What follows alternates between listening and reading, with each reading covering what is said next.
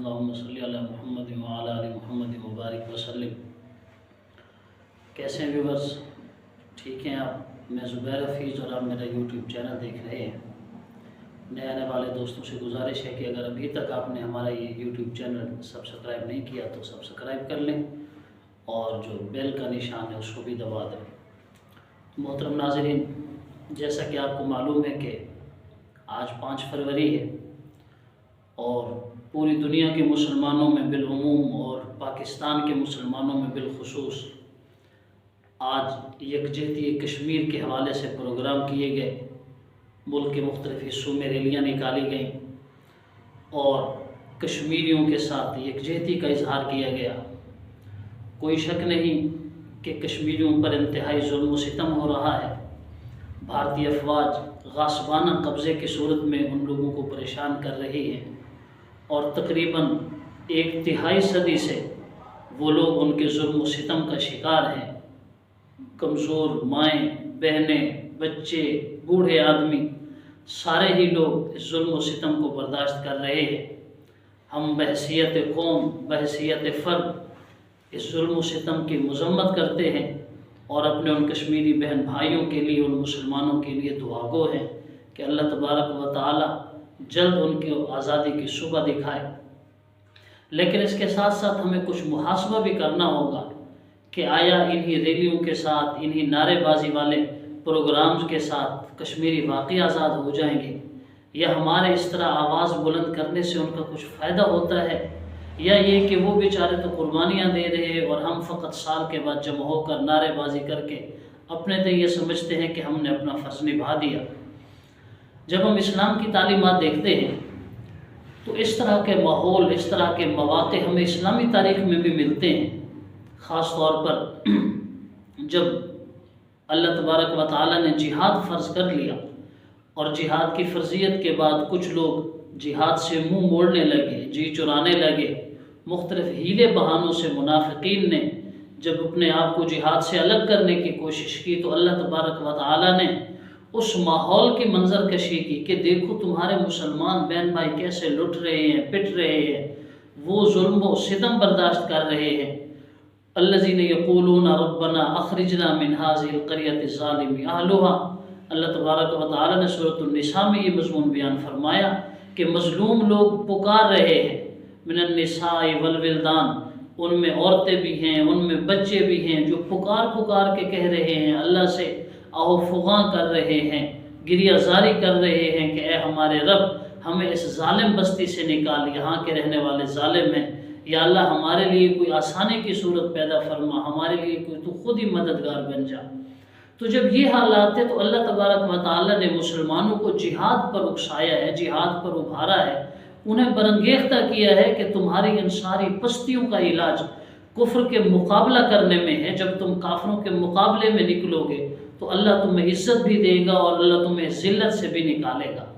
خود حضور صلی اللہ علیہ وسلم نے بھی اپنی تعلیمات میں اسی چیز کا حکم دیا کہ اذا ترکتم الجہاد فسلط اللہ علیکم الذلہ، جب تم جہاد کو چھوڑ بیٹھو گے تو اللہ تم پر ذلت کو مسلط کر دے گا۔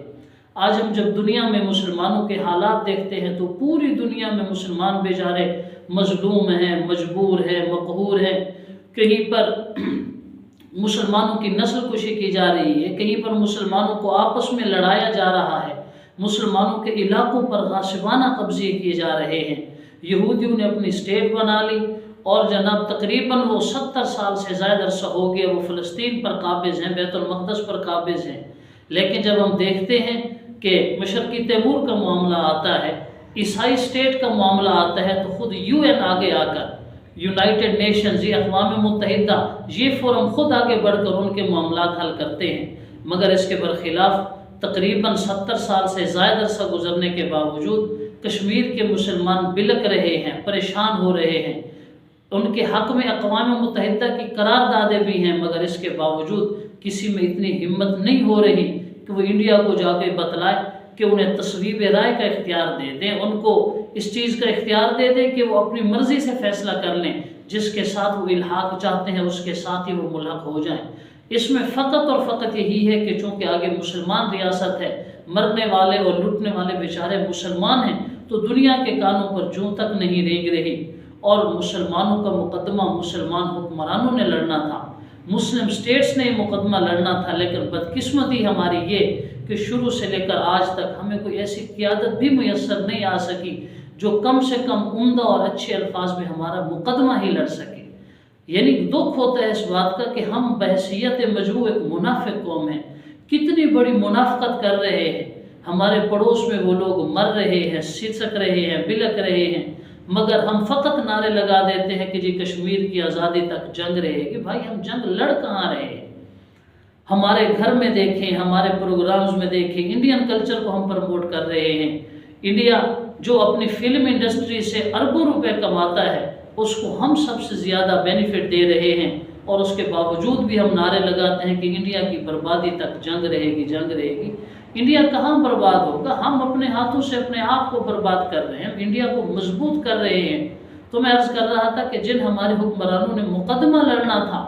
وہ بھی بدقسمتی سے اس طرح کی یعنی کہ گراوٹ والے اور گرے پڑے بیانات دے رہے ہیں کہ جی ہم اخلاقی حمایت جاری رکھیں گے۔ اخلاقی حمایت سے کبھی قومیں نہیں کامیاب ہوا کرتی۔ آپ غزوہ بدر کے احوال دیکھیں، اسلام کی پہلی جنگ ہے،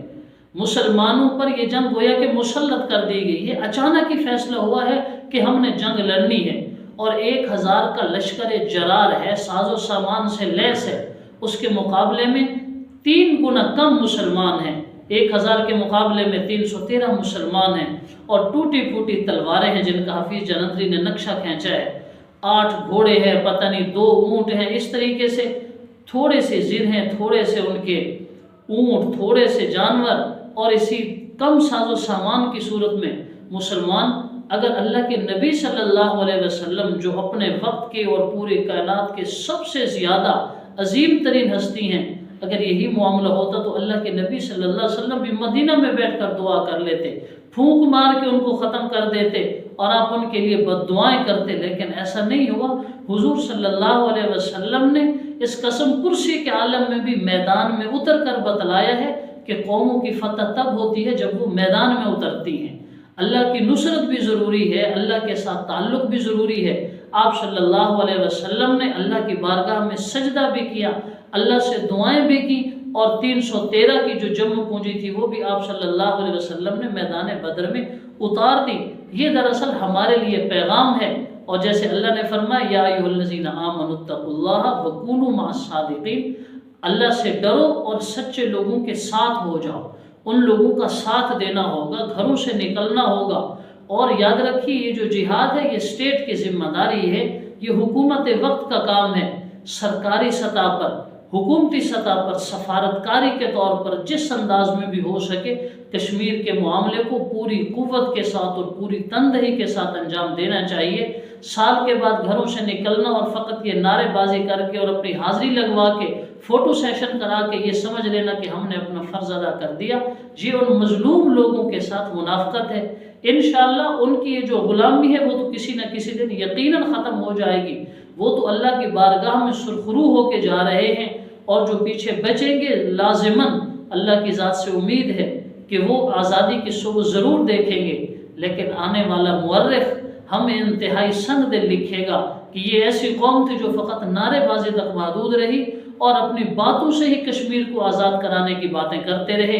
حقیقت میں ان کے دعووں میں اور ان کے اقوال و افعال میں بڑا دور کا تضاد تھا۔ بس ہم نے اپنا یہی محاسبہ کرنا ہے اور اپنے حکمرانوں کو،